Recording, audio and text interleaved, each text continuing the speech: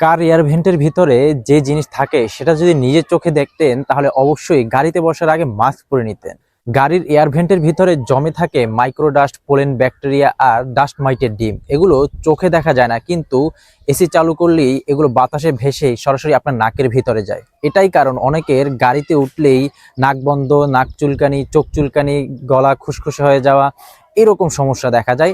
এটা বাইরের কোনো কারণ নয়, গাড়ির ভেতরে লুকোনোই এই সমস্যা। আরো খারাপ হলো গাড়ির সিট, কার্পেট, সিট বেল্টে জমে থাকা পুরনো ঘাম, ত্বকের মৃতকোষ এবং ধুলো। এগুলো অ্যালার্জি সেন্সিটিভ মানুষের শ্বাসকষ্ট বাড়িয়ে তোলে। গাড়ির দরজা জানলা প্রায় বন্ধ থাকে, তাই এগুলো বাইরে বেরোতে হয় না।